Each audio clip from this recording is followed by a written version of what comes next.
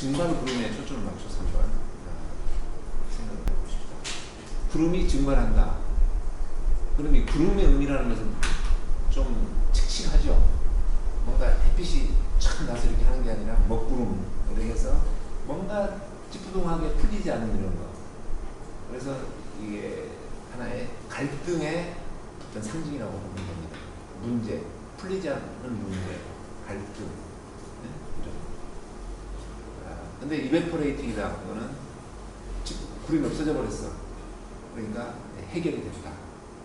그래서 뭔가 갈등이나 문제점을 해결해 가는 그런 다이아그램. 이렇게 보시면 됩니다. 근데 이 다이아그램의 구조나 문법을 우리가 이렇게 머릿속에 잘 그려두면은 굉장히 이제 파워풀해요. 그러니까 어떤 텍스트나 이런 것으로 기억해 두려고 했던 것이 다이아그램으로 하면 훨씬 더 기억이 잘 된다. 그러니까 그게 그 기억이 뭔가 이 비주얼한 것들이 기억이 잘 된다고 그러잖아요. 근데 이건 다이아그램도 사실은 비주얼한 거예요. 다이아그램도. 다만 그것이 무슨 어떤 아이콘이나 뭐 어떤 이런 그림 형식이 아니라 선과 이렇게 사각형으로 되어 있는 다이아그램이긴 한데 그것도 분명히 비주얼한 건데 제가 보기에는 더 많은 뜻을 담을 수 있고 더 뭔가 함축적인 그런 것을 우리가 표현할 수 있는 그런 거다. 하여간 자, 우리가 살아가는 것이 어떤 문제를 안고 살아가는 것이고 또 일한다는 것 자체도 하나의 어떤 뭔가의 문제를 가닥을 추려가면서 일을 해나가는 거잖아요. 그러니까 뭐 문제가 있다 그 말이나 뭔가 내가 일을 해나가고 있다 그 말이나 사실은 똑같은 거예요. 근데 뭐 이럴까 저럴까 고민한다든가 또 어떤 상대방에 대해서 좀 약간 호감이 안 가는 그런 느낌이 든다 했을 때 이런 것들이 우리가 개인적으로 느끼는 문제점이다. 일이 헝클어졌다. 그 다음에 또 직장에서는 어떤 조직에서는 어떤 상대방과의 견해 차이가 있어서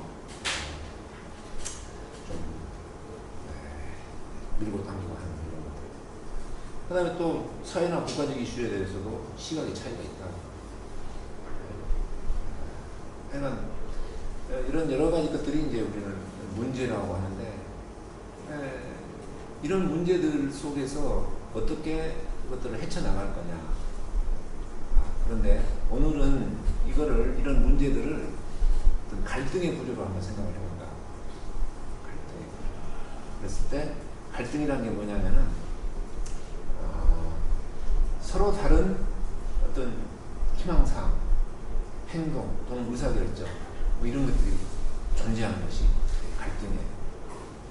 그러니까 내가 원하는 것이 이것도 있고 저것도 있다. 두 개를 원하는데 그 중에 어떤 것을 내가 선택을 해야 할지 모르겠다. 이게 이제 내적 갈등이죠. 또 내가 행동을 하려고 하는데 확 질러버릴까? 아니면 참을까? 예를 들어서 자기가 스스로 결정을 못하고 있는 그런 것들이 하나의 내적인 갈등, 딜레마라고 근데 또 상대방과의 어떤 대립이 되어 있는 이런 것도 하나의 갈등인데 외적 갈등이라고. 그러니까 그것이 마음속에 어떤 원하는 것의 차이일 수도 있고 행동의 차이일 수도 있고 어떤 의사결정의 차이일 수도 있다는 거예요. 근데 어떠한 문제든지 사실은 이런 갈등으로 우리는 표현을 할 수 있다고 봅니다. 근데 나중에 탱킹 프로세스를 더 많이 보면 어떤 그 우디라는 개념이 있는데 undesirable effects 그것을 어떻게 이런 갈등의 구조로 바꾸느냐 그런 테크닉도 있고 그래요. 근데 하여간 자연현상의 문제점을 밝히는 데는 서로 의견이 다르더라도 타협이 없어요. 자연현상에서. 근데 일반 어떤 사회적인 그런 이슈들, 개인이나 부서나 조직 사이 이해관계 이런 게 있을 때는 적당한 선에서 서로 절충하고 타협하는 것이 하나의 또 어느 경우는 미덕이 될 수도 있다. 근데 그래서 사실은 자연과학이 사회과학보다 더 계속 발전할 수 있었던 원동력은 이러한 문제점들을 명확하게 해결을 하는 쪽으로 계속 노력을 자연과학이 더 많이 했다고. 그거는 해결하지 않고는 더 나갈 수가 없으니까. 예를 들어서 지금 이 디캠프 건물이 높이가 몇 미터냐? 의견이 서로 다른다고 했을 때 어떤 사람은 이것이 100m입니다. 어떤 사람은 80m입니다. 그랬을 때는 정말 어느 게 맞는지 측정을 하든 어떻게 하든 간에 그걸 규명을 해내야 그 다음에 건물에 대한 이야기를 또 다시 하는 거예요. 근데 그게 이제 자연과학이다. 그래서 물리학이라는 것도 뭔가 그런 현상을 규명하는데 의견이 다르다 그러면 갖다 칠 때까지 계속 하면서 실험을 하는 거예요. 근데 이제 어떤 우리가 다른 살아가는 영역에서 사람과 사람 사이에 어떤 발생하는 그런 일이나 이런 것들이 오면은 너무 자기 것만 주장을 강하게 하고 많이 하면은 그게 좀 볼상사나운 그런 것이 되고. 근데 그것도 뭔가 근거가 정확하게 있으면은 어떤 절충하지 않고 그래도 명쾌하게 뭔가를 밝힐 수 있지 않겠느냐 이렇게 생각한 게 지금 골드레스 이야기 생각이었어요. 왜냐하면 물리학을 했던 사람이기 때문에 그런 물리학적인 자연과학적인 방법을 일반 사회적인 어떤 현상이나 개인적인 그런 딜레마나 이런 것을 푸는데도 그런 방법을 한번 해보자. 그래야 자연과학처럼 좀 뭔가 발전을 해나갈 거 아니냐 그런 생각을 한 거죠. 근데 이제 많은 경우에 사람들은 이 갈등이 있다는 것을 인정하지 않으려고 하거나 의식적으로 또는 피해가려고 하는 그런 태도까지도 많이 취할 수가 있다. 예를 들어서 정치인들이 요즘에 뭐 티어티어 하잖아요. 그러면 일반 서민들이 국민들이 하는 것은 뭐냐면은 아이 그만해라. 누가 옳고 그런지 난 모르겠다. 나는 피곤하다. 이렇게 이야기를 해요.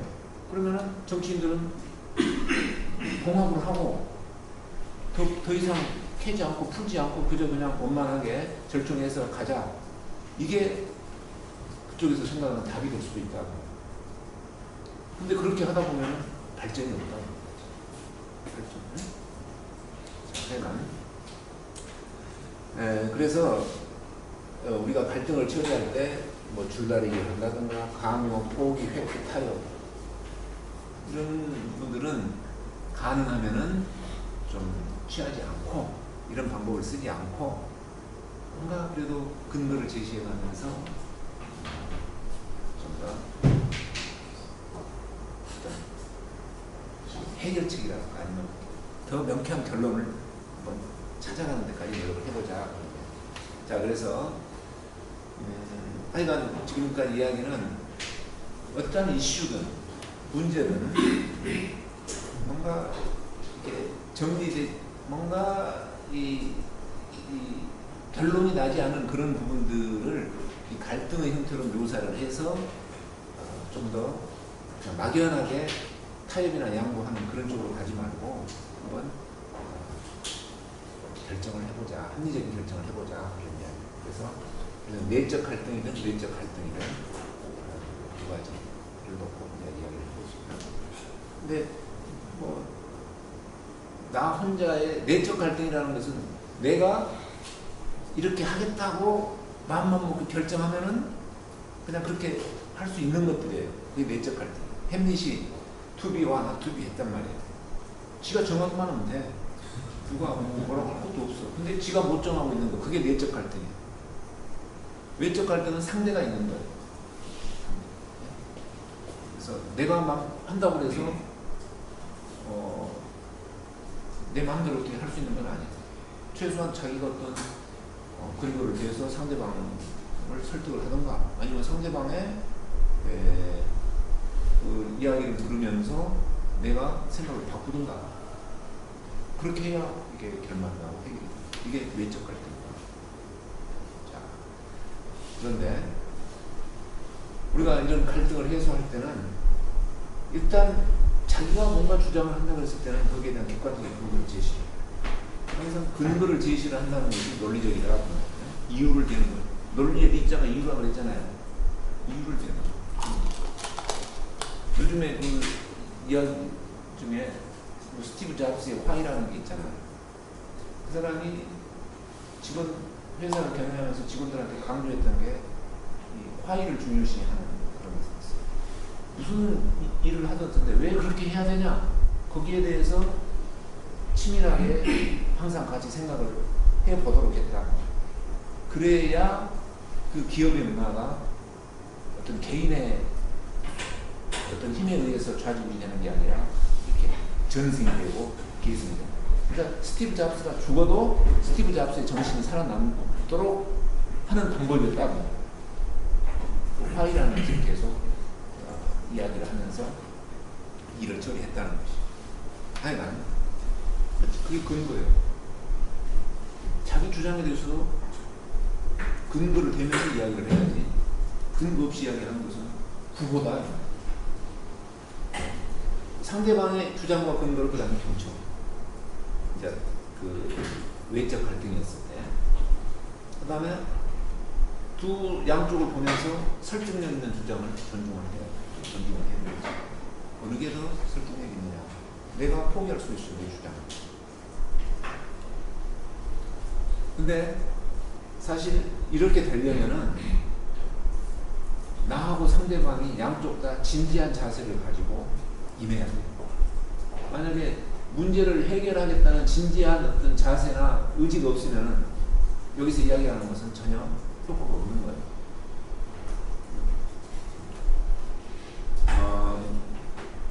골드레 박사가 이제 이런 강의를 하면서 조금 이따 이야기할 그런 방법들을 쫙 이야기를 했어요.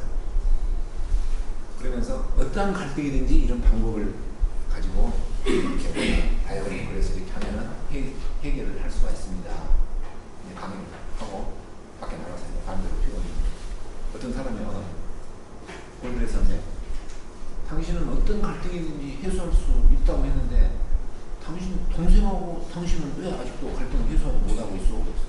그때 그 사업적인 견해차 때문에 동생하고 있는 갈등이 좀 있었어요. 근데 그때 골드레 박사 하는 말이 나는 동생하고 아직 갈등을 해소하고 싶은 생각이 없어 그랬어. 그러니까 한쪽이라도 그런 그 해소하고 싶은 생각이 없으면은 이게 되겠냐 이 말이에요. 아무리 근거를 제시를 하든 경청을 하든 그거는 어떤 갈등을 해소하는 쪽으로 가지 않는다. 그래서 가장 큰 전제 조건은 진지하게 자기 내적 갈등에 대해서 자기가 정말 고민하듯이 고민하면서 뭔가를 해야 되는 결정을 내려야 되겠다는 어떤 그런 의지가 있어요.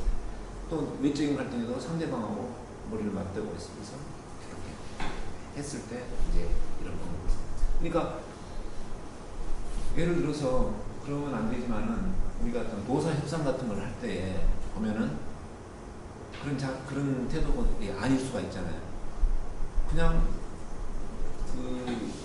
예를 들어서 빨간 머리띠를 두르고 오면서 노측에서 사측에 그냥 무례하게 하면서 약간 무한감을 준다든가 창피를 준다든가 겁을 준다든가 그런 상황에서는 무슨 근거를 제시하고 이런 것들이 전혀 의미가 없다.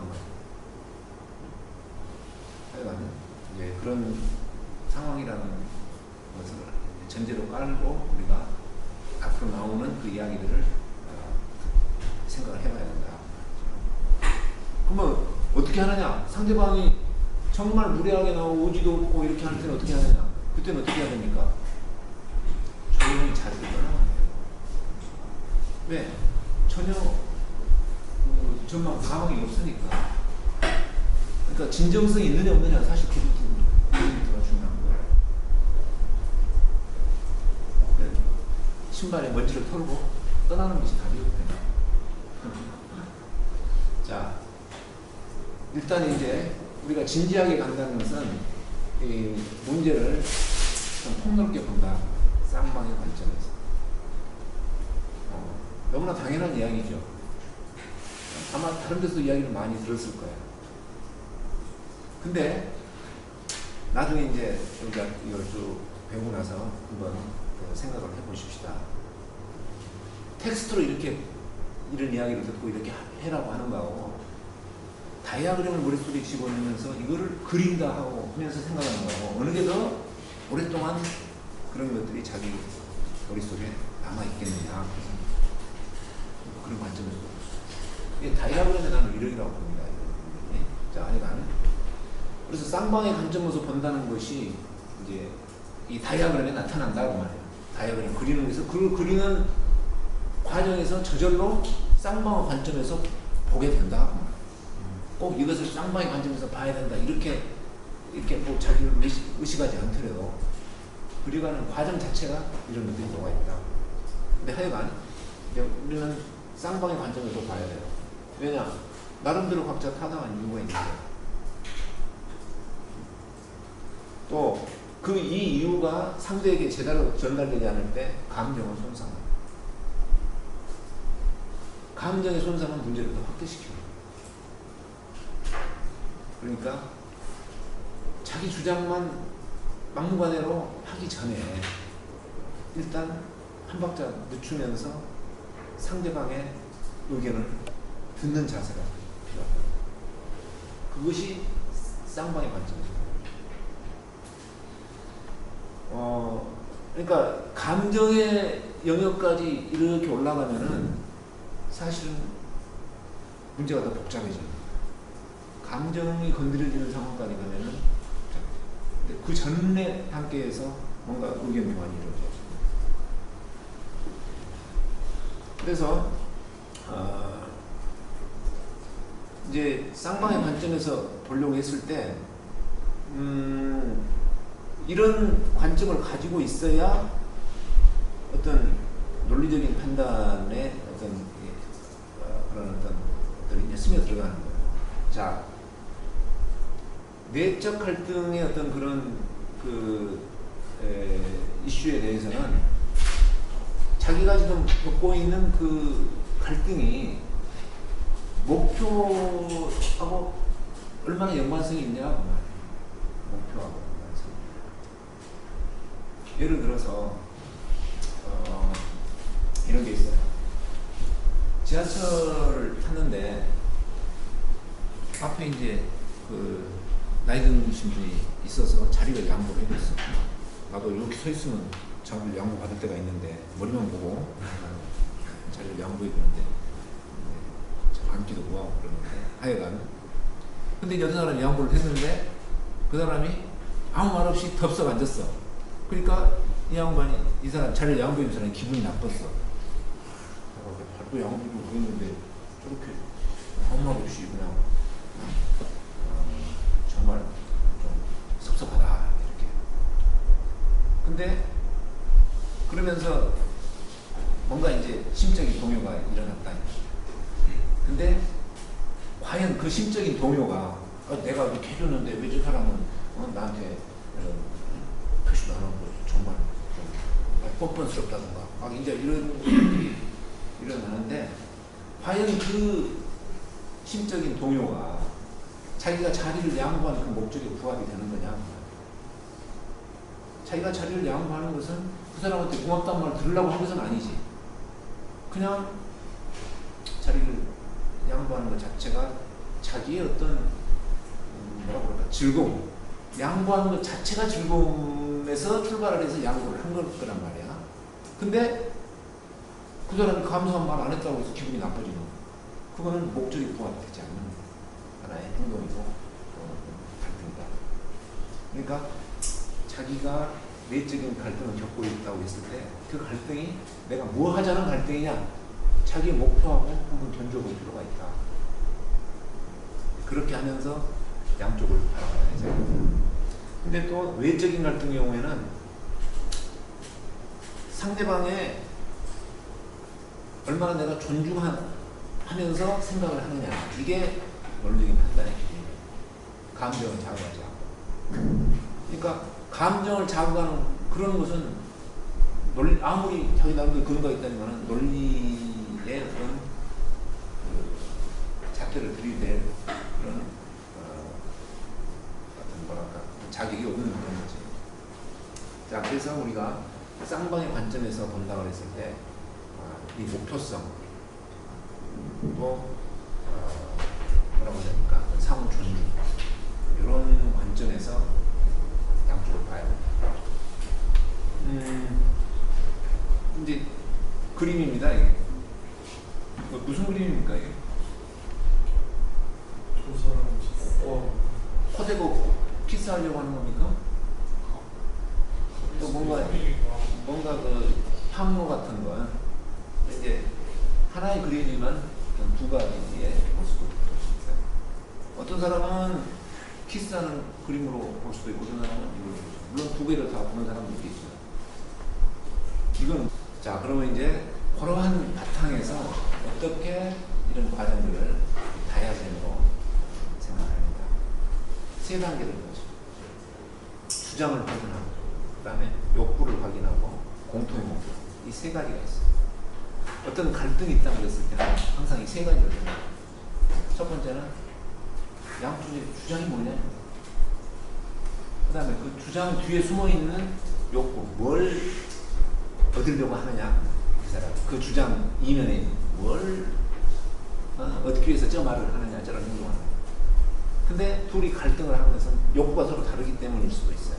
근데 그 두 개의 그런 욕구가 서로 다른 욕구가 하나의 공통의 목표가 있을 것이다. 공통의 목표가 있기 때문에 갈등입니다. 만약에 간단한 예로 뭔가 둘이 같이 사는데 싸운다 이 말이야. 그럼 같이 살려고 하기 때문에 싸우는 거야. 같이 살지 않는 필요 하면 싸울 필요도 없어요. 그렇잖아요? 그러니까 사람이 반대는 미움이 아니라 무관심이다. 이런 말을 하는 게 무관심이라는 것은 공통의 목표가 없다고 말이에요. 미움이라는 것은 공통의 목표가 있다고 말이에요. 그렇게도 우리가 해석을 할 수가 있는 거예요. 자, 그래서 하여간 뭔가의 갈등이 있다 했을 때는 이 세 가지가 확인이 될 수 있다고 말이에요. 어떤 갈등이 있는지. 자, 한번 봅시다. 이게 뭔지. 근데 영어로 했을 때는 내가 want를 내가 주장이란 말로 했어. 근데 원하는 거고 요망사항이고 희망사항이고 그런데 그것보다는 그냥 주장이란 말이 훨씬 더 편하더라고. 내가 이렇게 여러 번 써보니까. 그 다음에 욕구는 needs예요. 그러면 영어로 했을 때 want하고 needs의 차이점이 뭐냐 이거. 약간 달라요. 간단하게 이야기하면 want는 원하지만 혹시 내가 원하는 게 얻어지지 않더라도 큰 데미지가 없고 내가 바꿀 수 있는 거야. 근데 needs는 없으면 안 되는 거예요. 그런 차이가 있습니다. 예를 들어서 우리가 살아가는 데 있어서 want가 있을 수 있고 needs가 있을 수 있어요. 우리 이 선생님 살아가는데 럭셔리 카가 want입니까? needs입니까? 원트는 왜?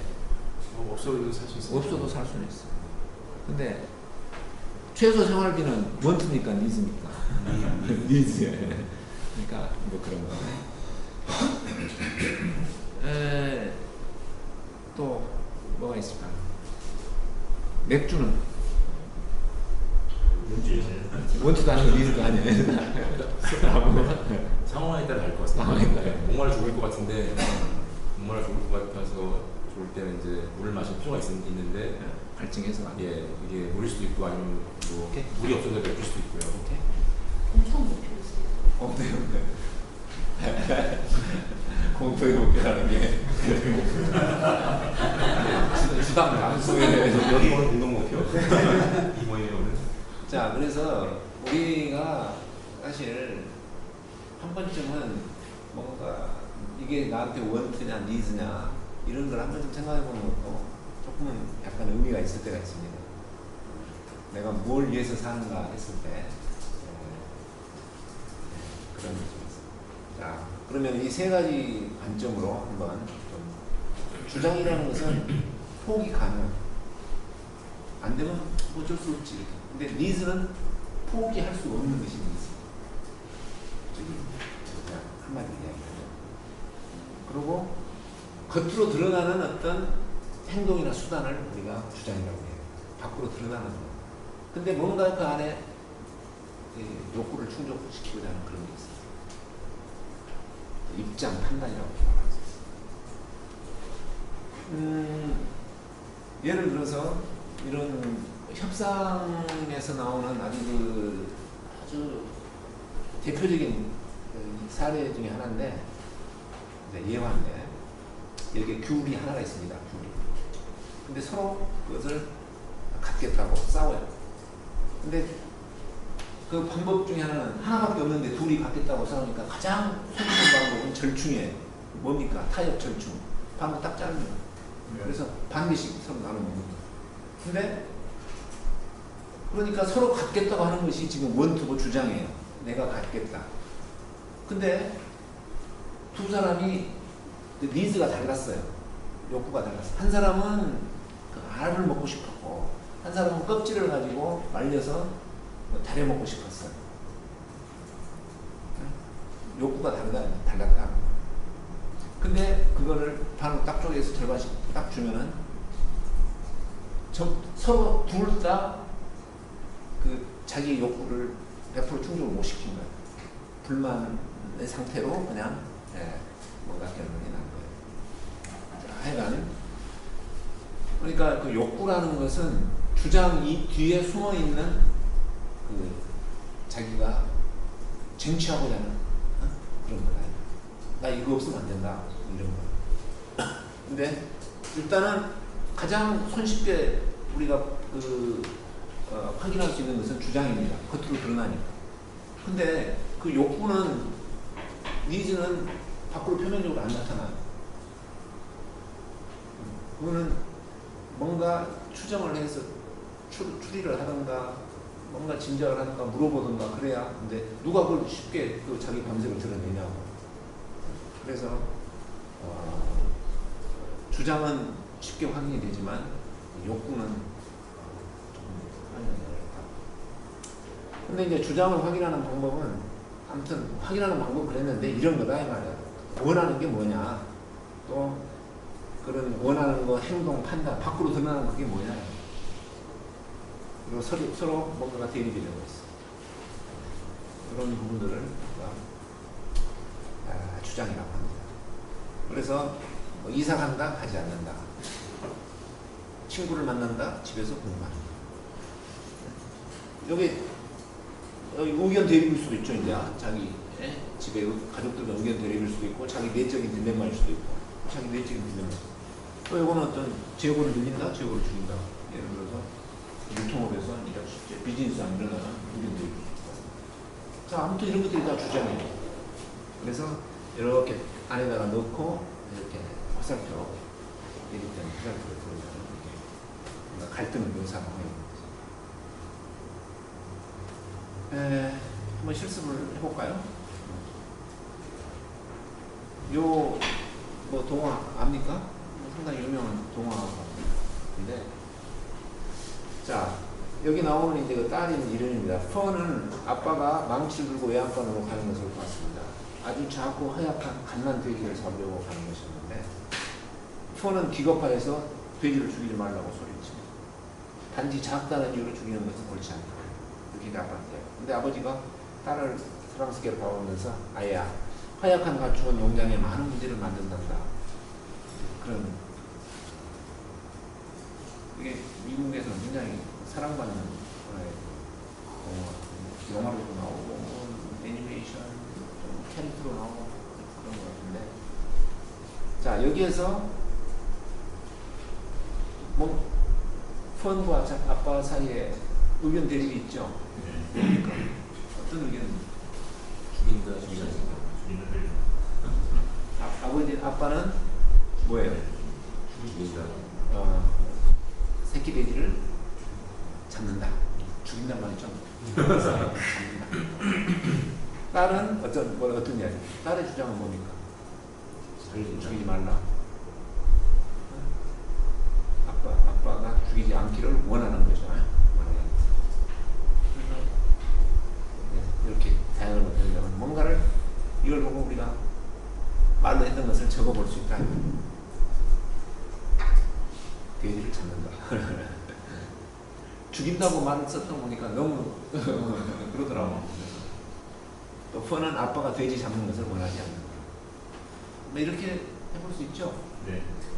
어떻습니까? 여기 보면은 드러나 있잖아요. 네. 주장은 드러나 있어요, 이렇게. 근데 나중에 보겠지만은 왜 돼지를 잡으려고 하느냐, 또 잡지 말으려고 하느냐. 사실은 여기에는 조금 상당히 쉽게 해서 하려고 조금 나와 있는데 많은 경우에는 주장만 있고 그것이 안 나올 수도 있다. 자, 이제 욕구입니다. 필요한 거 포기할 수 없는 거예요. 그래서 아까 제가 목표 달성에 필요한 욕구를 했는데 이해관계. 이제 이해관계가 걸리는 거야. 아까는 그저 입장에서 나는 이런 입장이다 이런 의사표명을 했는데 뭔가 뒤에 이제 잘하면 자기한테 이득이 되고 포기 안 하고 계속 추구하면 자기한테 이득이 되고 만약에 이걸 자기가 얻지 못하면은 자기 주장에 받아들이지 않으면 손해를 보는 지금 그런 어떤 상황이다. 뒤에가 뭔가 있다. 그게 뭐냐. 그래서 이런 생각을 하면서 그걸 이제 확인을 해봐야 돼요. 추측을 하던가 뭐 해야 돼요. 추측을 이렇게 주장하는 것은 뭘 하려고 하는 거다. 이렇게 하면서 그게 뭐냐를 찾아봐요. 또 이 주장이 서로 중요한 것은 뭐다.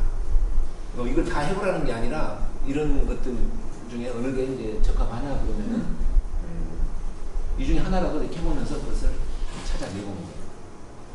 이런 것을 하면서 찾아내보는 것 자체가 뭡니까? 상대방을 이해하고 경청하는 과정이에요. 그렇지 않겠어요? 내가 왜 주장을 하는데 자기도 명분을 세우려면 내가 지금 이것 때문에 내가 사실 이걸 주장한다. 자기도 말은 안 했지만 한번 생각을 해봐야 되잖아.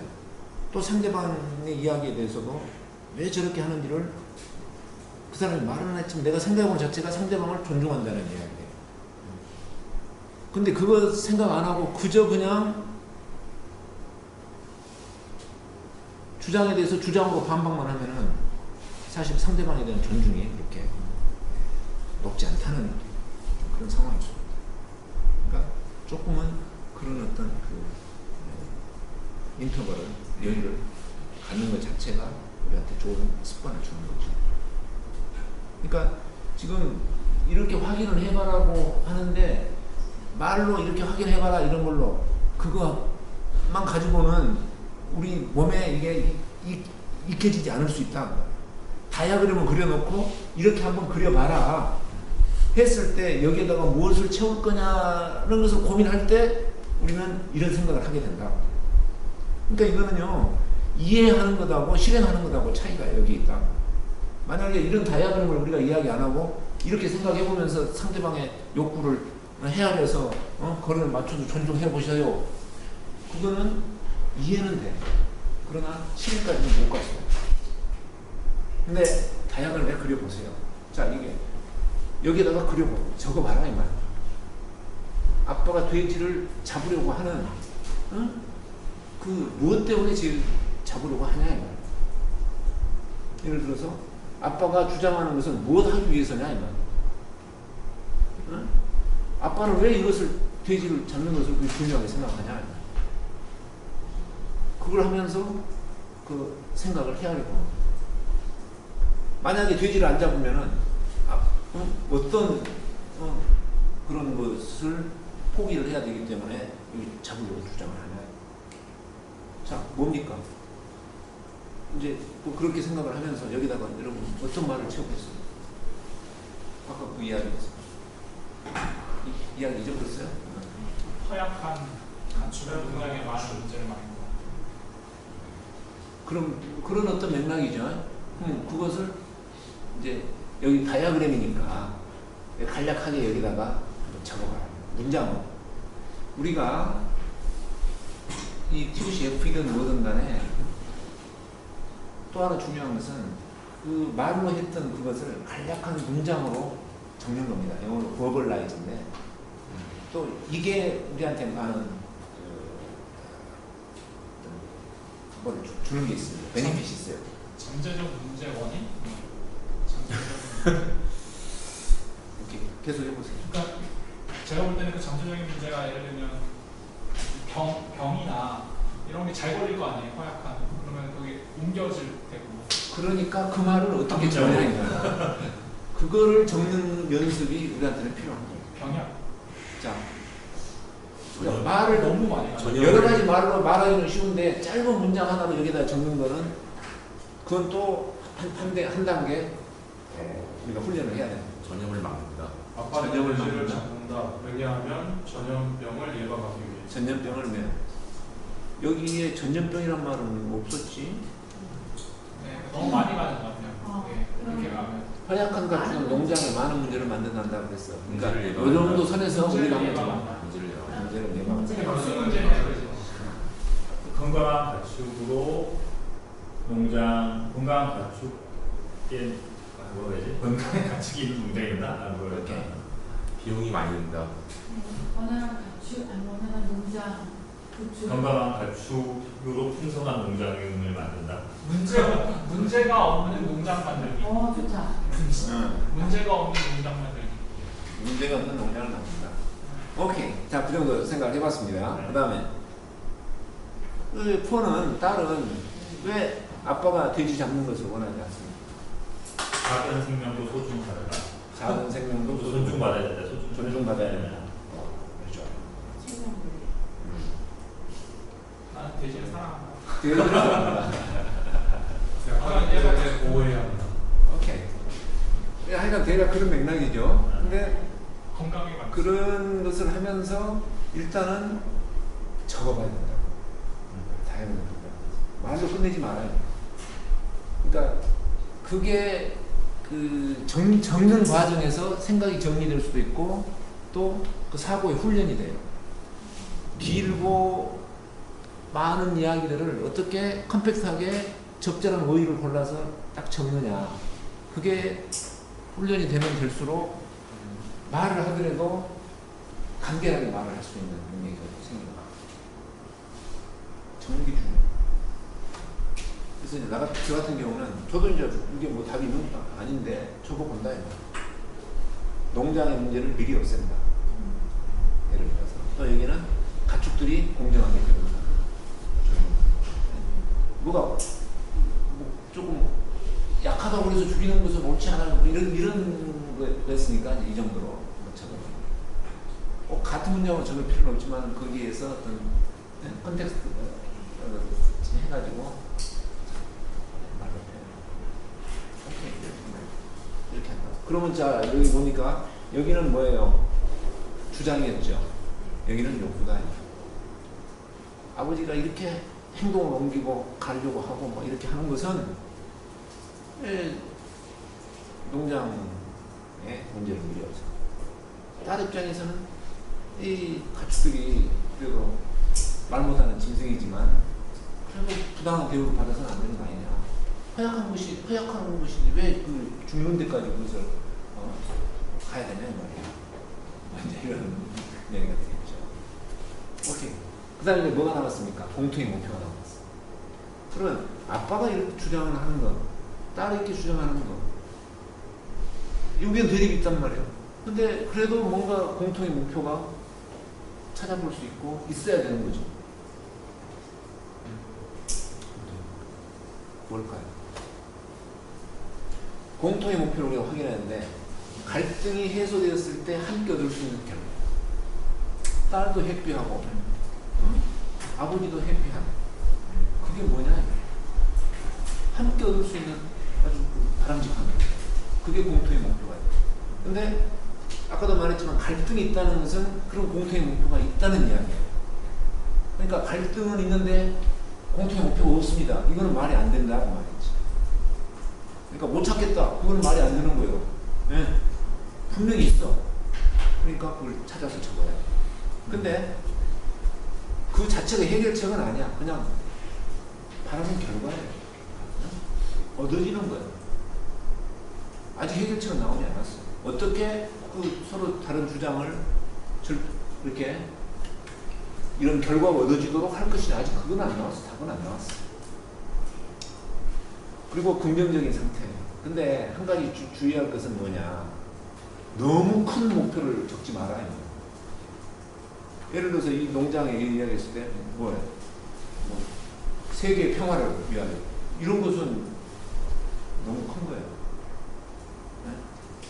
또 뭐 우리 가족의 행복을 위하여 그것도 지금 농장에서 이야기인데 물론 농장도 가족 행복이 하나 일환이긴 하지만은 그건 너무 범위를 넓힌 거예요.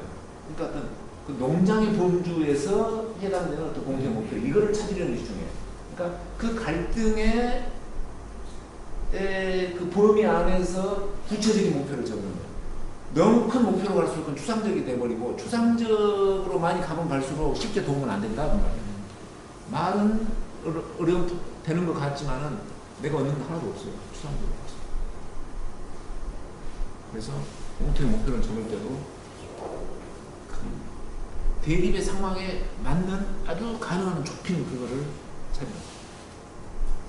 그러니까 사실은 문제를 좁혀가지고 거기에 딱 맞춰서 뭔가를 생각하는 것이 더 어렵습니다. 문제 범위를 순간 넓혀가지고 더 큰 것을 이야기해보기는 훨씬 쉬운 거예요.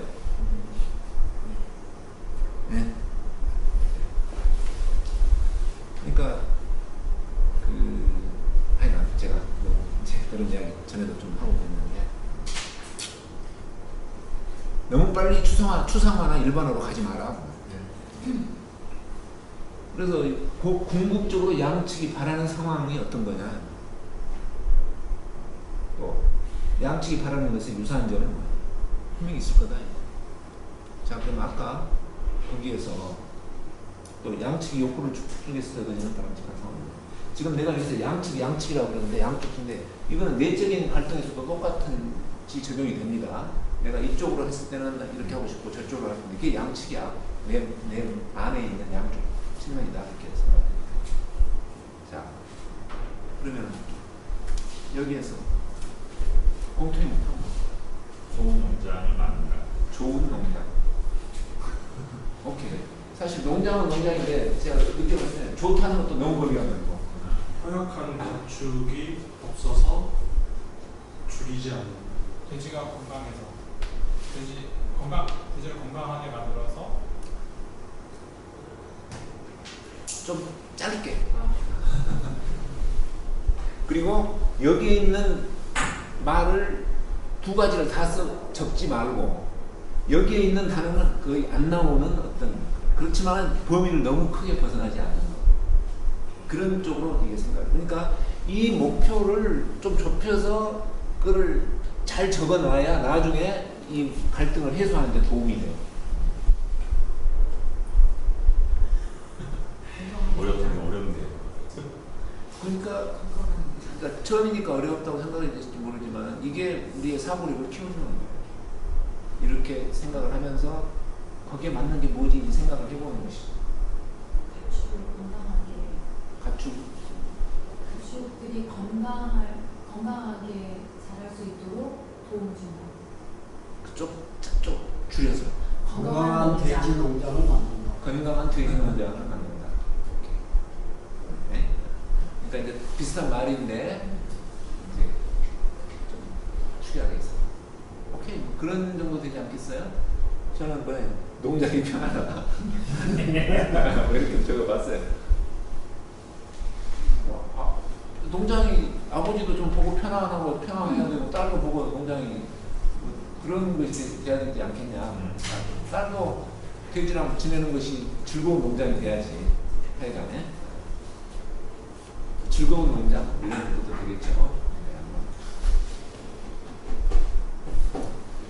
그러니까 자 우리가 그런 생각을 하면서 여기에다가 한 칸 한 칸씩을 채워가는 것 과정 자체가 아까 제가 이야기했던 쌍방의 관점에서 보고 상대방을 존중을 하고 뭐 그런 것들이 여기에 다 녹아 들어가 있다. 다이어그램을 그려가는 문법에 들어갑니다.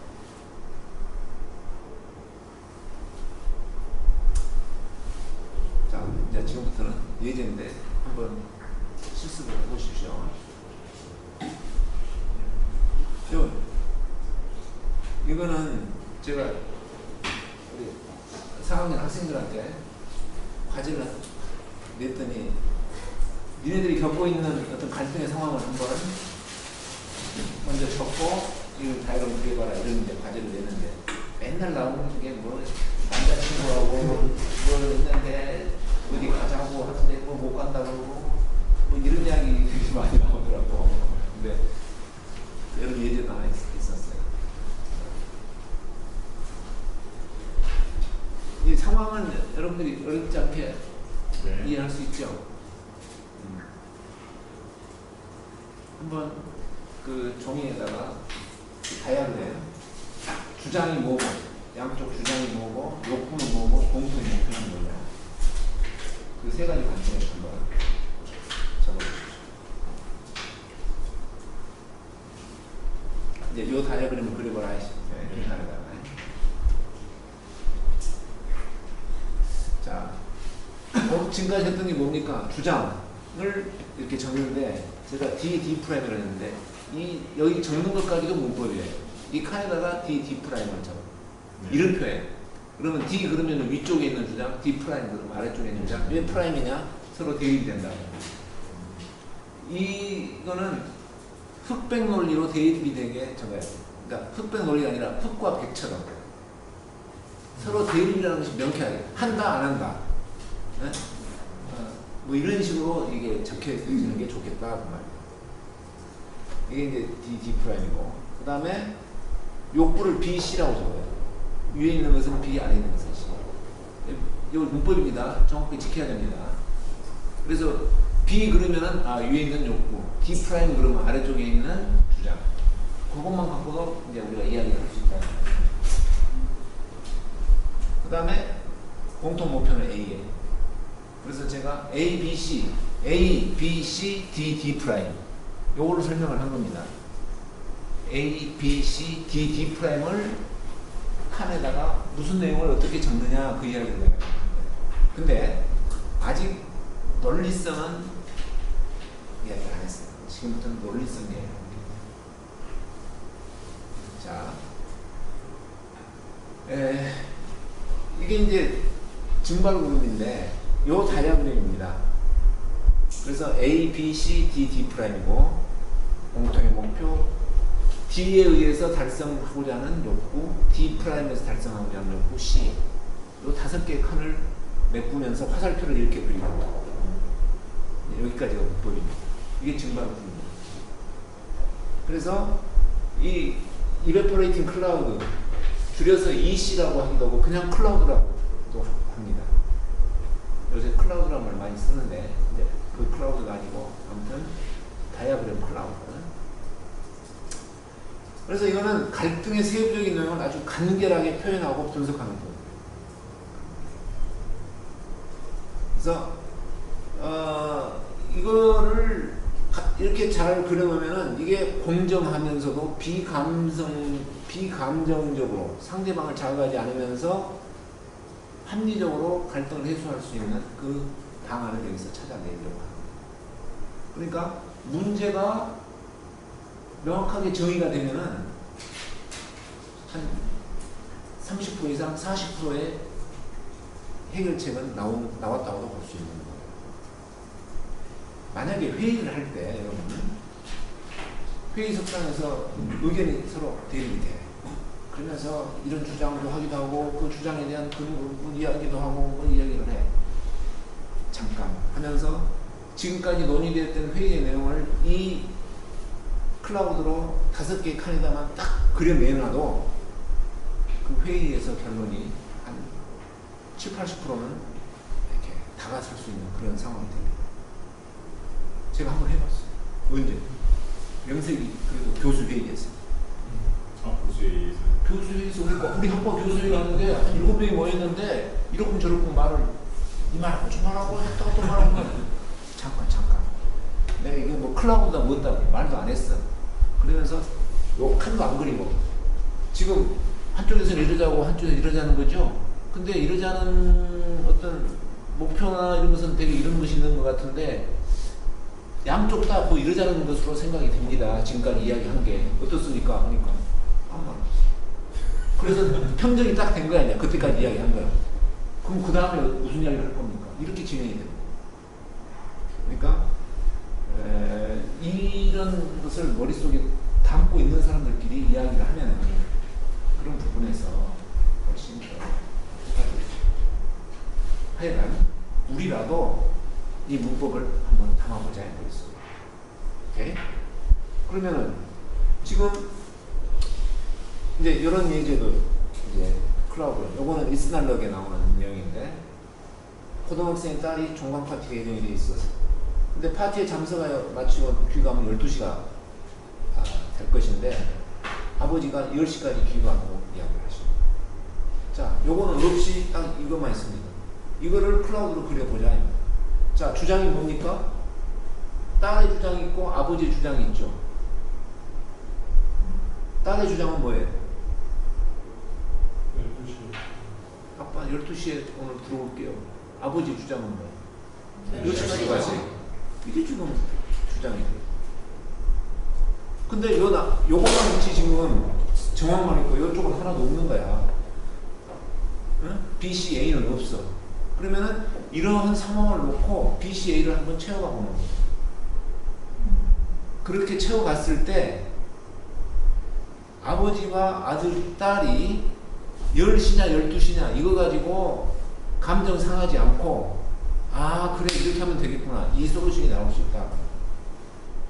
자, 우리네 아버지들은 딸하고 이야기할 때 10시까지 들어와 어? 하고 끝나잖아. 대부분 그럴 수 있다 이 말이야. 근데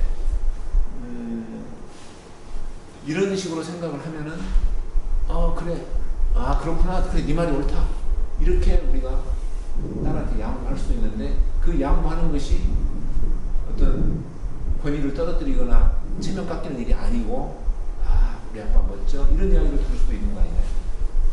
그게 지금 이 다이아그램에서 나오고 있습니다. 왜? 자, 한번 이런 상황에서 그려보자. 아버지가 10시 전에 귀가하려고 하는 것은 딸의 안전 때문입니다. 이 말은 없지만은 왜 10시까지 귀가하라고 하겠느냐. 그래도 불안해서 일찍 들어라 그 말이야. 딸은 뭐예요? 그 말은 없지만 파티가 12시에 끝났는데 중간에 나오면은 우정이 깨질 수도 있고 그런 거 아니겠냐. 근데 아버지나 딸이나 뭡니까? 가정이 행복하다 그랬는데 즐거운 가정 뭐 이런 정도 되겠죠. 어떤 즐거운 가정 아니면은 뭐 즐거운 이번 주 뭐 이런다든가 이렇게 해놓고 나중에 이제 이런 것에 대한 솔루션을 찾아가는 과정을 또 볼 수가 있습니다. 하여간 이런 이슈나 대립이나 문제를 이런 것으로 간결하게 표현하는 것 그게 필요한데 자 간결하게 표현한다는 것 오늘은 지금 표현하는 것만 이야기를 합니다. 어떻게 하는 것이 간결하게 표현하는 거냐. 그래도 논리성이 있어야 되겠다. 글자만 간단하게 한다 해서 그게 맞는 거예요. 논리성이 있어야 나중에 거기서 솔루션을 찾아갈 수 만들어낼 수 있는. 자, 그래서 구름의 형태는 여러 가지 있는데 요거만 이야기하고 요건 지금 안 했습니다. 근데 어드밴스 때는 그렇습니까? 논리 확인 과정입니다. 각 화살표를 다음과 같이 소리내 읽습니다. 어떻게? 1단계, 2단계가 있는데 제가 요거를 보면서 설명을 드립니다. 자, 처음에 뭐냐면은 이렇게 읽어요. 가정이 행복하기 위해서는 딸의 안전이 보장되어야 한다. 이렇게 읽습니다. 이게 읽는 방법이에요. 지난번에는 if then을 읽었죠. 뭐였냐? 이 화살표 꼬리에서 머리로 이렇게 가면서 읽었어. if then 읽었단 말이에요.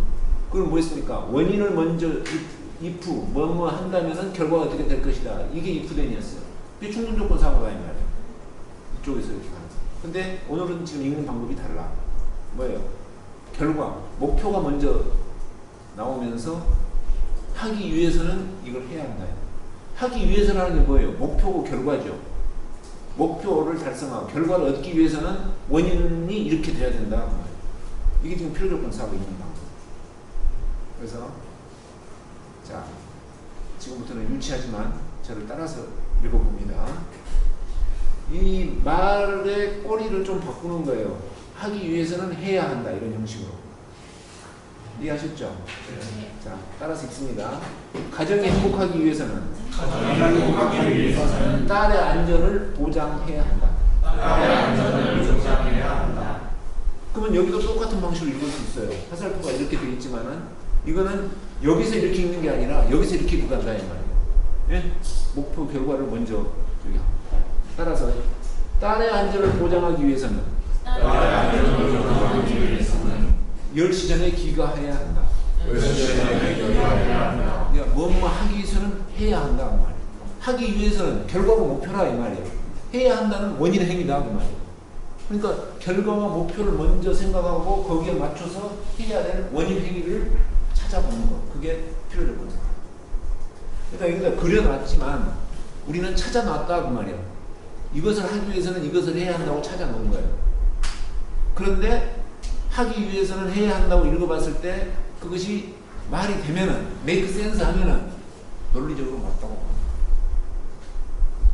읽는다는 이야기는 논리 검증입니다. 읽어서 make sense 하느냐 안 하느냐 그거를 보는 것은 if then이나 똑같은 거예요. 그러니까 TOC에서 하는 논리 검증 방법은 읽으면서 생각을 해보는데 충분 조건 사고인데 오면은 시에라를 이제 우리가 지난번에 배웠잖아요. 그런 기준에 의해서 확인을 해보는 거고 필요 조건 사고는 시에라는 없어요. 여기에 왜냐? 나중에 이제 그 이야기를 제가 좀 풀어서 하겠는데 하여간 오늘은 좀 봅시다. 그래서 읽는 순서를 지금 내가 번호를 이렇게 붙여놨는데 사실 여기서 이렇게 있고 여기서 이렇게 있고 그 다음에 또 여기서 이렇게 있고 이렇게 있고 있는데 1, 2, 3, 4 해도 별 상관은 없습니다. 다만 이 화살표의 역방향으로 읽어라. 자, 그럼 저 또 따라서 읽습니다. 가정이 행복하기 위해서는 친구와 우정을 나누어야 한다. 친구와 우정을 나누어야 한다. 또 뭐 나눌 수 있어야 한다든가 나누어야 한다든가 나눌 수 있어야 한다. 조금 이렇게 바꿔서 읽으면 그 다음에 친구와 우정을 나누기 위해서는 12시에 귀가해야 한다. 12시에 귀가해야 한다. 그렇게 읽었을 때 아까 이야기했듯이 이게 공통의 목표예요. 이 공통의 목표를 얻기 위해서는 이런 욕구들이 충족이 돼야 돼요. 양쪽 다. 그리고 이런 욕구를 충족하기 위해서는 내가 이렇게 주장을 하고 내 주장이 받아들여지면 좋겠다. 지금 그런 이야기예요.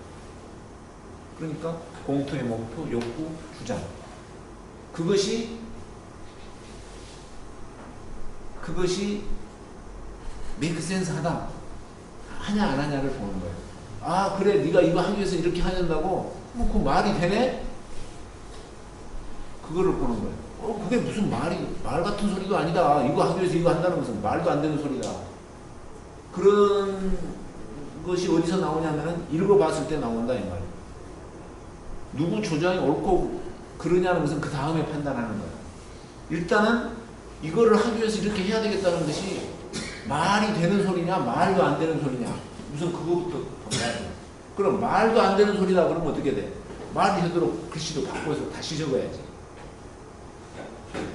그러니까 읽어서 말도 안 된다는 이야기는 상대방한테 말도 안 되는 소리를 하고 있다 그 말이에요. 그거는 무슨 소리입니까? 다 헛소리 하고 있다 그 말하고 똑같아. 그럼 상대방하고 이야기를 하는데 내가 헛소리를 하고 있는 것을 한다면 그건 말이 안 되는 이야기잖아요. 그거를 여기서 확인해 봅니다. 근데 지금 요거는 그런대로 말이 되는 이야기예요. 아버지 입장에서 안전을 보장해서 10시까지 와야 돼. 딸은 오랜만에 왔는데 친구하고 놀라면 그래도 끝까지 있어야죠. 둘 다 말이 돼. 일단 말이 되는 거야. 그러니까 일단 말이 되는 것은 경청을 우리가 해야 돼. 말도 안 되는 것은 고쳐서 좀 다시 생각해봐 이렇게 적극적으로 말해보지만 나름대로 말이 되는 이야기는 경청을 해주면서 그 다음에 어느 게 더 타당한지는 그 다음에 우리가 따져보자. 그러니까 그게 경청하는 거예요. 그렇지 않습니까? 더 이렇게 말은 되는데 따져보지도 않고 그냥 반대하고 묻지고 그러면은 그건 경청하는 게 아니지 사실. 근데 여기까지 단계는 아무튼 그런 정도예요. 근데 이거를 그러니까 문제가 간결하고도 명확하게 분석이 되고 표현이 됐느냐를 따져보는 거야. 답이 있는 것은 안 돼. 근데 조금 더 판단을 좀 해보는 것으로는 이제 여기까지 읽어보면 됩니다. 5번인데 10시 전에 귀가하는 것과 12시에 귀가하는 것은 서로 대립이 된다. 이렇게 읽어보는 거예요. 이거는 서로 대립이 된다는 건 뭐예요? 동시에 발생할 수 없다 그 말이에요. 대립이 된다는 의미는 공존할 수 없다 그 말이에요. 둘 중에 하나밖에 선택할 수 없다 그 말이에요. 그게 갈등이야. 네? 그게 갈등. 둘이 하나가 있어. 내가 갔든 상대방이 갔든 하나밖에 없어. 그러니까 갈등이야. 오케이? 동시에 두 가지가 함께 발생할 수 없는 것이 갈등이야. 그것이 대립. 그래서 대립한다. 그렇게 읽으면서 둘 중에 하나를 선택을 해야 된다. 근데 절충이란 건 뭐냐? 10시, 12시, 그러니까 11시 이렇게 이야기하는 것이 절충이야. 그러면 이 절충이 어떤 경우에는 양쪽이 다 손해일 수 있다고 말이야. 아까 내가 귤 이야기를 했죠. 네? 엄밀히 따져보면 껍질하고 알하고 나눠 가지면 되는 건데 딱 쪼개는 거. 양쪽이 손해일 수 있는 그런 상황들이 많으니까 이제 그런 이야기들을 좀 나중에 좀 해봅시다. 자, 그 다음에 또 논리 검증하는 게 이제 부수적으로 2단계가 있어요. 6번, 7번인데 요거는 조금 있는 방법이 달라. 만약 D라면은 C가 훼손이 된다 이렇게 있는 거예요. 또 만약 D'이면은 B가 훼손이 되고 B를 달성할 수 없다 이렇게. 그걸 확인해 보는 거예요. 그러니까 만약 10시 전에 귀가한다면은 친구와 우정을 나눌 수 없게 된다. 만약 12시에 귀가한다면은 안전이 보장되지 못한다. 이거 반대로 읽으면서 그것이 말이 되냐를 읽어보면은 거기까지 말이 됐을 때 이거는 문제가 명확하게 분석이 되고 정리가 됐다고 보는 거예요. 완전히 대립이잖아요. 이렇게 하면은 이런 걸 얻기 위해서 내가 이렇게 하는데 이렇게 하면은 이렇게 해서 내가 이걸 얻으려면 이게 문제가 될 수 있다고. 그러니까 대립이다 이 말이에요. 내가 이렇게 함으로써 상대방의 욕구를 훼손을 시키고 상대방이 이거를 주장하고 하면은 내 욕구가 충족이 안 되는 거예요. 그게 갈등의 하나의 모습이다. 그런 내용이 들어가도록 다이어그램을 그려놓으면은 그 갈등의 구조가 논리적으로 탄탄하게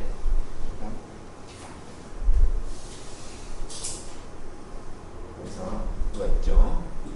만약에 이제 오늘 내가 앞에서 안 할 테니까 여러분들이 쭉 한번 읽어봅시다. 어떻게 읽냐? 그냥 여기서 이렇게 쭉 있고 이렇게 쭉 있고 대립한다 이렇게 있고 그 다음에 만약 이렇게 하면 이걸 훼손시키고 만약 이렇게 하면 이걸 훼손시키고 그냥 의미는 하더라도 그냥 여기 적힌 말대로 읽는 것으로만 한번 연습을 해봅시다. 그냥 하세요. 내가 선창 안 할게. 자, 시작.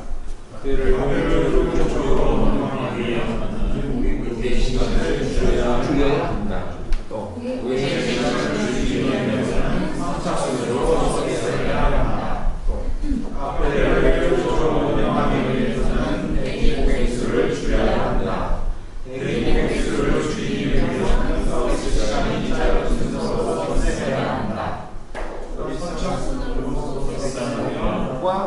하는 것은 대립한다.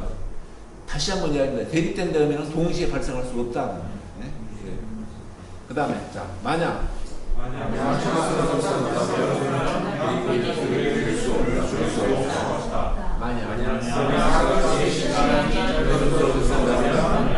우리에게 시간을 줄 수 없다.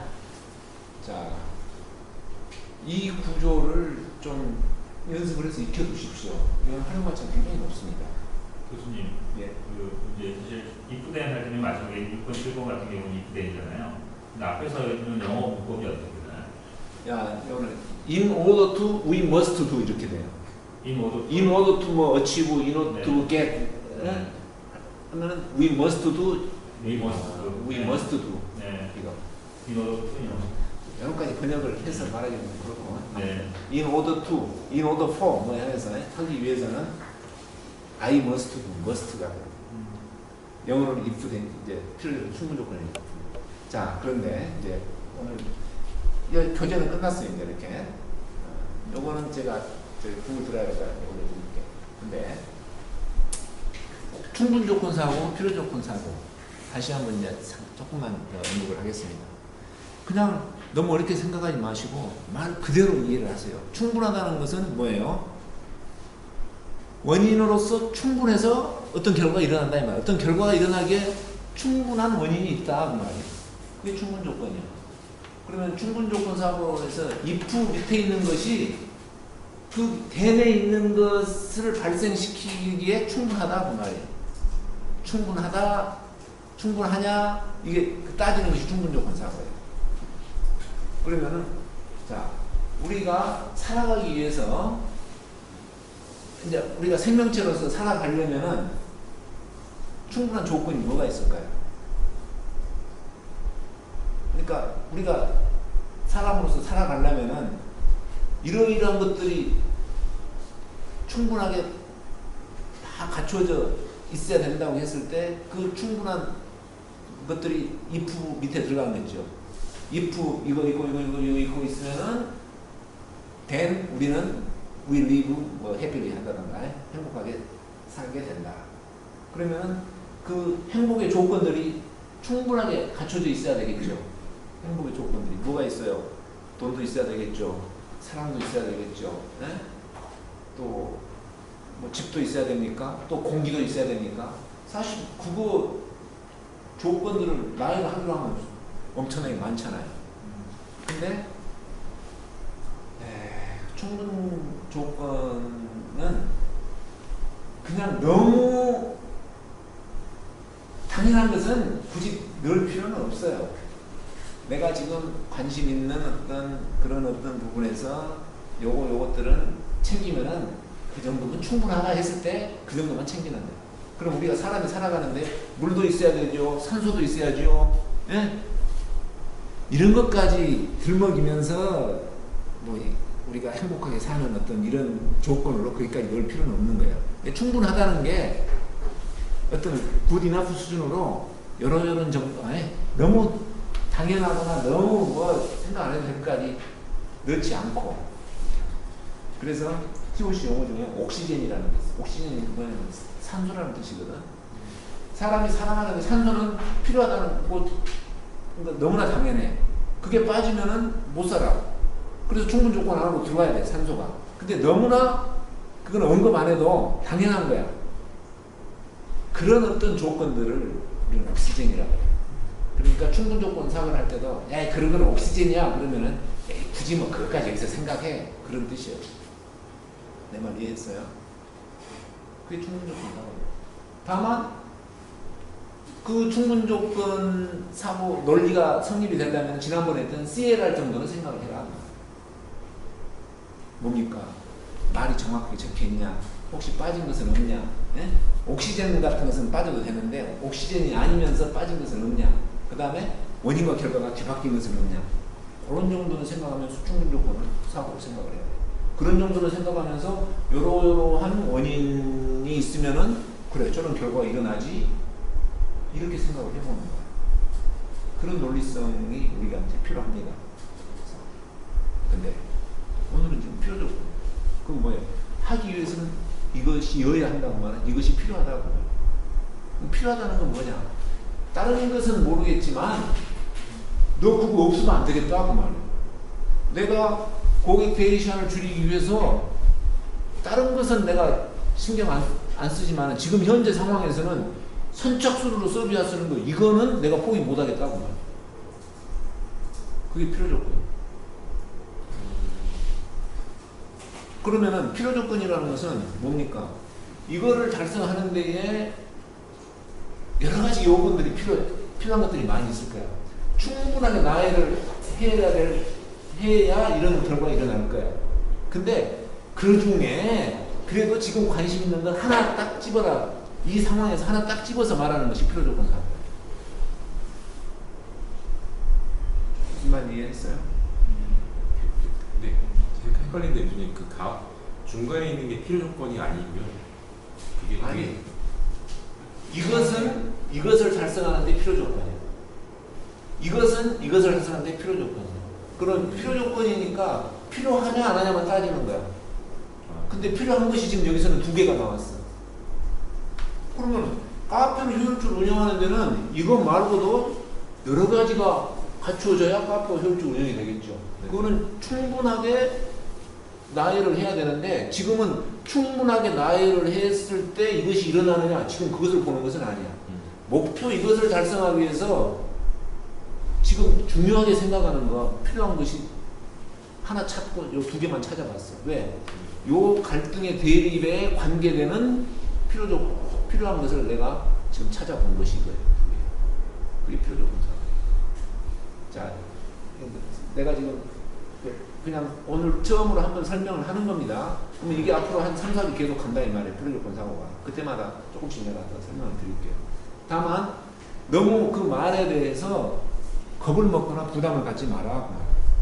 필요 조건 사고, 충분 조건 사고. 이렇게만 생각해요. 필요 조건 사고는 목표나 결과를 달성하기 위해서 필요한 것, 지금 이런 어떤 상황에서 필요한 것, 그것만 딱 집어서 이야기를 하는 것이 필요 조건 사고.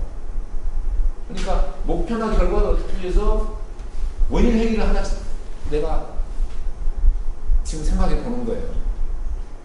그게 필요 조건 사고. 우선 그 정도로 그냥 머릿속에 넣어 두십시오. 너무 어렵게 생각하지 마. 그러니까 목표를 달성하기 위해서 필요한 거 하나 생각해 보는 거, 원인 행위를 하나 생각해 보는 거, 필요 조건 사고다.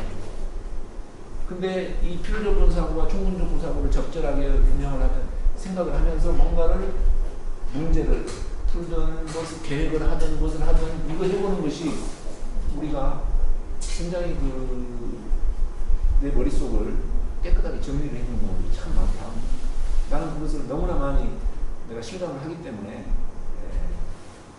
좀 그렇게 이야기를 하는지도 모르겠는데, 나는 어디 가서 무슨 거의 내가 하는 일에 있어서 무슨 일을 하든지 그런 것들이 응용이 돼요. 그게 이제 하나의 체험적인 그런 건데, 그래서 조금은 처음 이렇게 접하는 거고 안 해봤던 것이라서 조금은 생소할지 모르지만 이거는 훈련이고 계속 관심을 갖고 있으면 되는 일입니다. 그렇게 오늘 이 정도로만 이해하십시오. 예, 이제 말씀이 좀 생기셨는데요. 예.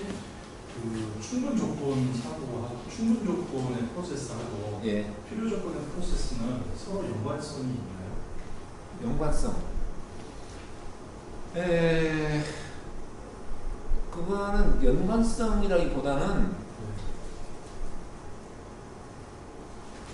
그 상황에 따라서 내가 어떤 사고를 할 것이냐, 그거를 자기가 선택적으로 생각하면 되고, 굳이 연관성이라고 한다면은 필요 충분 조건을 찾아야 될 상황. 그때는 이제 필요 충분 조건이라는 게 있잖아요. 필요 충분 조건은 부족하지도 않고 넘치지도 않는다 이런 상황이에요. 내가 이것을 하려고 했을 때 원인으로서 부족한 것도 없고, 또 빠진 것도 없다는 거예요. 이렇게 다 갖추고 있는데 그 중에 중요한 게 빠진 것도 없다. 그게 필요 충분. 그러니까 필요 충분 조건 사고를 해야 될 경우는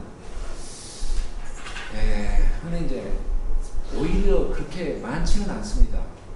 필요 충분 조건을 찾는다는 건 쉬운 일이 아니에요. 예? 오히려. 그래서 우선은 너무 그렇게 그쪽으로는 생각을 그냥 좀 놔두시고 나중에 또 해보더라도 우선은 필요 조건 사고가 뭐다, 충분 조건 사고가 뭐다, 이 부분에 대해서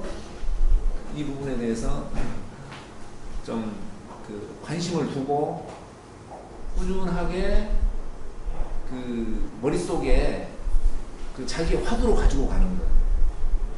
그래서 다 이해가 안 되더라도 포기하지 마시고 계속 끝 가지고 가시는 거. 나는 그것을 좀 강조를 해드리고 싶어요. 끝나는 날까지 또 끝나고 나서라도 이 두 가지가 머릿속에 살아 있으면은 우리한테 많은 겁니다. 저희가 충분 조건을 따지는 것이 인과관계에서 나오는 이야기였죠. 네. 그러니까 그 결과를 그러니까 어떤 사건의 원인이 되는데 그게 충분하냐라는 것이 충분 사건에 나오는 거고, 지금은 목표를 이루기 위해서 필요한 행위를 하고 있냐를 찾는 것에서 필요 조건이라고. 그러니까 필요 조건 사고든 충분 조건 사고든 사실은 둘 다 인과관계 이야기입니다. 네. 인과관계는 뭐예요? 원인과 결과의 관계를 우리가 어떻게 엮어내느냐 이야기거든. 근데 충분 조건 사고는 원인을 뭐 이렇게 해놓으면은 이 결과가 일어나느냐 이 생각을 해보는 거예요. 그러려면은 도미노가 넘어지듯이 이 원인이 정말 이걸 쳐서 결과가 일어나야 되느냐? 그러려면 이게 원인으로서 충분성이 갖춰져야지. 충분성이라는 건 지난번에 했던 CLR이다 그 말이에요. 어떤 것을 따지느냐. 그게 충분 조건 사고예요. 그러니까 그런 사고가 필요할 때가 있어요. 이렇게 되면 어떻게 되지? 이렇게 되면 어떻게 되지? 계속 그렇게 생각을 하면서 자기가 문제를 풀어가거나 일을 계획을 할 때가 있다 이 말이에요. 오케이, 그때는 그걸 쓰는 거예요. 근데 어떤 경우에는 목표나 결과를 먼저 딱 상정을 해놔. 나 이걸 해야 돼. 근데 다른 것도 많이 있겠지만 나 이거 없이는 이거 안 돼. 필수적인 게 뭐냐 이거. 포기 못할 어떤 원인 행위 이게 뭐냐 이거를 찾아야 될 필요가 있다 그 말. 그때는 기획을 한다든가 뭔가 목표를 향해서 뭔가 이렇게 하려고 했을 때 빠지면은 안 되는 거 중요한. 그렇다고 해서 그게 있다고 해서 항상 이게 일어나는 보장은 없어. 그러나 내가 중요하게 픽업을 해서 요거는 내가 지금 여기서 따져보고 확인을 해야 되겠다 하는 그게 필요 조건 사고. 그런 상황이 있다고. 그런 상황. 그러니까 TOC F이든 TOC 띵킹 프로세스는 이 두 가지의 사고를 어떻게 유효적절하게 사용을 할 거냐. 그게 TP고 사고 TOC고 TOC의 다른 메소돌로지도 사실은 그런 사고에 의해서 풀어놓은 거예요.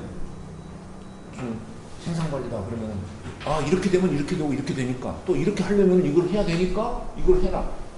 그걸로 해서 찾아가지고 전부 이제 그 다이아그램으로 해놔놓고 실제 어떤 거기에 적합한 용어로 다 이렇게 풀어놓은 거예요. 그래서 자 너무 많은 것을 지금 생각하지는 마시고 오늘 우리가 증발 구름을 예로 해서 이제 했는데 중요한 것은 증발 구름에 대한 문법입니다. 그 문법을 익히시면은 저절로 필요조건 사고가 익히게 되는 거예요. 내가 오늘 필요조건 사고 이야기 안 하고 증발 구름 이야기 했잖아요. 그러니까 증발 구름에 대한 문법을 아까 했던 그 논리 확인한 데까지 정확하게 하십시오. 한번 해보세요. 그래서 과제가 나갑니다.